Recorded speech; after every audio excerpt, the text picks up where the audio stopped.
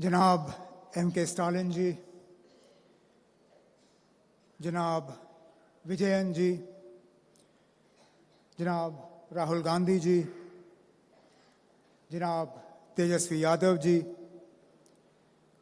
जनाब T.R. बालू जी,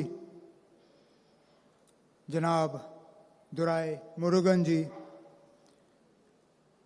मोहतरमा कानिमोजी Karunanidhi Saiba, dignitaries on the dais, assembled ladies and gentlemen, Vanakkam and Adab.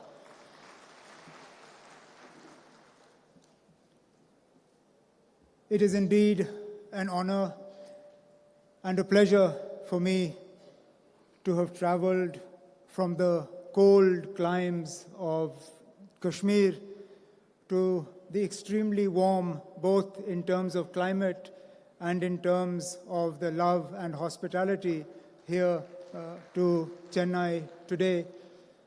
Srinagar, just to give you an idea, had snowfall 2 days ago. Last night, the temperature was -2. Today here in Chennai, I arrive and it is 35 degrees. So you'll understand why it's a little on the warm side. But more than the temperature, I'm here because of the warmth that exists in your hearts, and particularly in the heart of our host, the Honorable Chief Minister of Tamil Nadu, Shri Stalinji, and I'll come to that. But first and foremost, I would like to congratulate him for the release of his autobiography, One Among Us. It is indeed an apt title for a book written by someone who has shown that he is indeed one amongst you, one amongst us, one amongst the people of Tamil Nadu. And he's not there by virtue of name. He's not there by virtue of inheritance. He's there by virtue of work. He's there by virtue of commitment. He's there by virtue of a track record. You don't become one amongst us because you are born to a particular family. Being one amongst a family opens a door for you, but it doesn't keep the door open. You become one amongst us, you become one amongst a people because the people identify with you, because the people reward you for the work that you have done, they reward you for your struggle, and in that there is no doubt that Chief Minister Stalinji has struggled. He started, if you go through the book, and I obviously do not understand the language that it is written in, but I have had parts of it explained to me.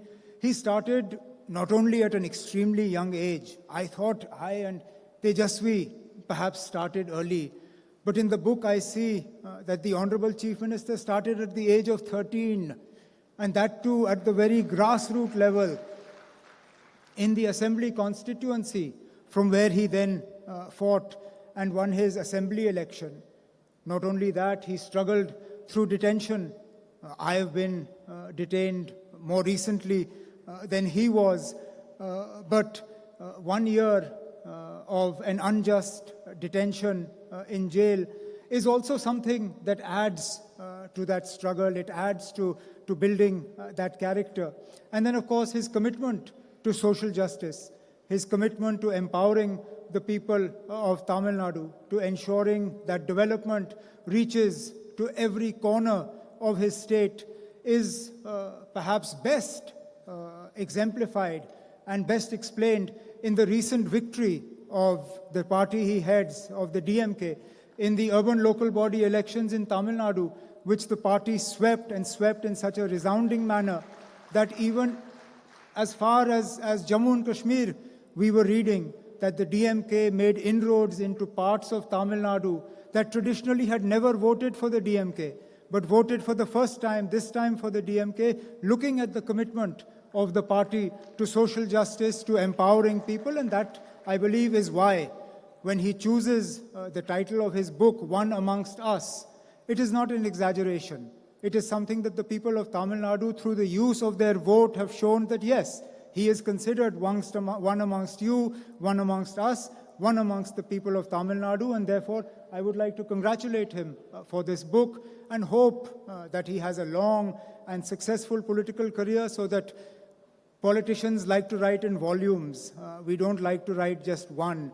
So this, I hope, is the first volume, and over the course of a long and illustrious career, we will have many opportunities to release volume 2, volume 3, volume 4, and so on and so forth. So there will be many more volumes of the book. Now I come to another reason why I am here. In times of adversity, one knows who one's friends are. The people of Jammu and Kashmir, myself, my father, we went through a period of adversity that we could have seldom imagined. I don't think any of us thought that we would see what we did on the 5th of August 2019. And that's when we woke up to who our real friends were. Because a lot of people who we thought were friends were silent. A lot of people who we thought would speak up at the unjust way in which Jammu and Kashmir was treated, said nothing. A lot of people who we had great, close personal relations with, not only were silent, but were actually complicit and supportive of what happened on the 5th of August 2019. Yet as far as Tamil Nadu is from Jammu and Kashmir geographically, the way in which the voice of Janab Stalin Sahab, of his colleagues, of the people of Tamil Nadu was heard by the people of Jammu and Kashmir, criticizing and condemning what was done to the people of Jammu and Kashmir, the way in which we were detained, the way in which we were locked up, the way in which the constitution was completely dismembered, is something that we will never forget. And that is why I am here, not only in my personal capacity, not only on behalf of my father, but on behalf of the people of Jammu and Kashmir, to say, Stalin Sahab, thank you very much. Thank you. Thank the DMK. Thank you to the people of Tamil Nadu for your friendship, for your support. And all I can say is that we are an extremely small state. We are an extremely small political party. We are very far from where you are. But if there is ever a time when you need us, if there is ever a time when you need us to speak for you, to speak with you, to stand with you, we will be with you, come rain, come snow. We will be with you shoulder to shoulder to show that, as you proved, a friend in need is a friend indeed, and this is something that we will never forget.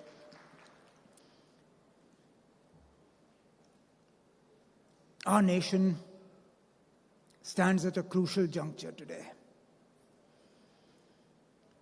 The very idea of what we stand for faces an onslaught. Today we are told that we no longer have a right to choose. That somehow the freedom to choose is not ours to enjoy.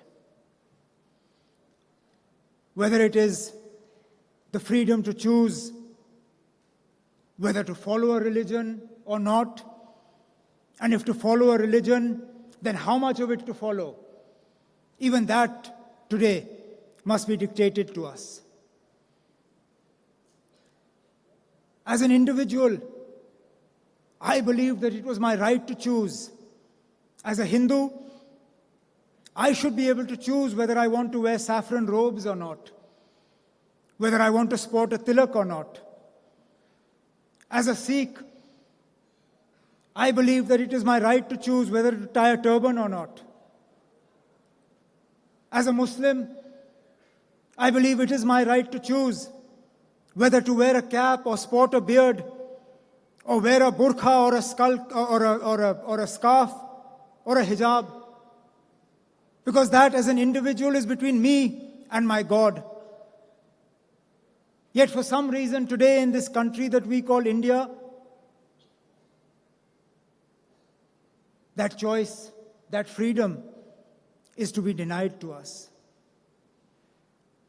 The freedom to choose what language I wish to speak, whether I wish to speak to my people in Kashmiri, in Urdu, in Hindi, in Tamil, in English,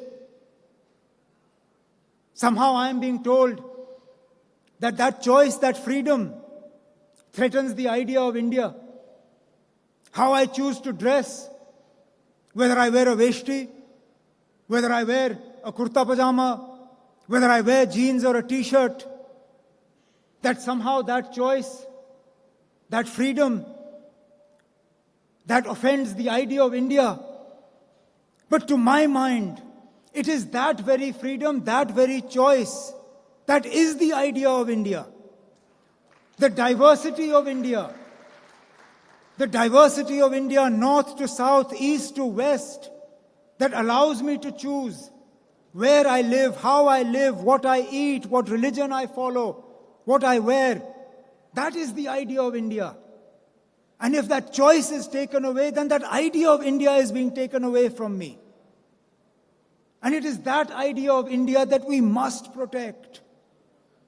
India is too large a country for some homogeneous idea of India to prevail on everybody.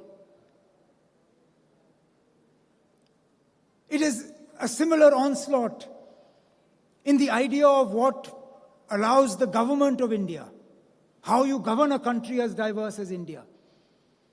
India as a federal unit is enshrined in our constitution. Yet there is a continuous onslaught on the powers of the state to decide for themselves what is in the interests of the people of Tamil Nadu, of Kerala, of Jammu and Kashmir.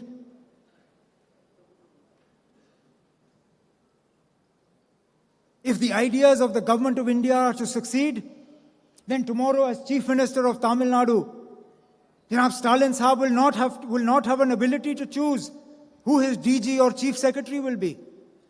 The Chief Minister of Kerala will be sitting and chairing a cabinet meeting, and suddenly a call from Delhi will come and his Chief Secretary will be removed. Is this the idea of what a federal structure looks like? Is this respect for states? Is this how we are going to strengthen the idea of India? By disempowering people? See, what starts in Jammu and Kashmir does not end in Jammu and Kashmir. The experiments of Jammu and Kashmir then get utilized in other parts of the country. So I'm here not just as a victim of what has been done, but as a warning of what can be done. My state was divided into two parts and reduced to a union territory without the consent of the people of Jammu and Kashmir. They were not asked whether this is something they wanted. This is the first time in the history of India that a state was downgraded to a union territory, and without so much as the permission of the people of Jammu and Kashmir, it was rendered into two different parts. Not only did the governor take on the powers of the assembly, but then in turn gave himself the powers of the Constituent Assembly to make changes to Jammu and Kashmir. What stops them tomorrow from doing the same to Tamil Nadu or to Kerala? What stops them tomorrow from declaring governor's rule and the chief minister taking on the powers of the governor taking on the powers of the assembly, and then unilaterally deciding that Tamil Nadu will be split into three parts, and what will you do? Therefore, it is very important that like-minded parties, like those represented on the dais today and those who are not here, that believe in the idea of India, that believe in the idea of India as a country that is united because of its diversity, that is united because we are different north to south, east to west, because what unites us is the idea of India, the ideals that are enshrined in the country that is Bharat, that is India. And that is what I hope that together we all can protect. And that is the message that I bring with me from the people of Jammu and Kashmir, that what started in Jammu and Kashmir may not end in Jammu and Kashmir. And therefore it is important that we continue our struggle. It is a right struggle. It is a just struggle. It is an imbalanced struggle. Because the fight we wage is not against a political party. It is against an entire machinery.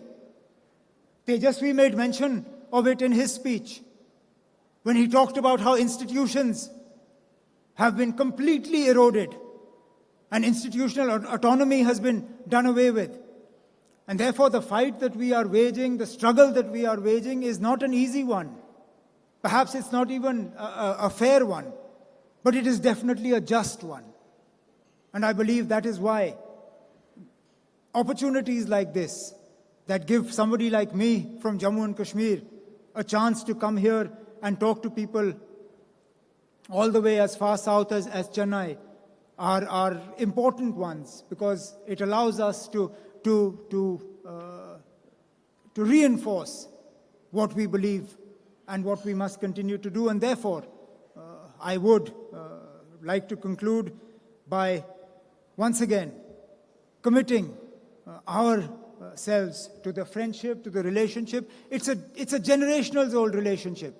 This relationship that I am here is not a new one. It's not my father, it started from my grandfather.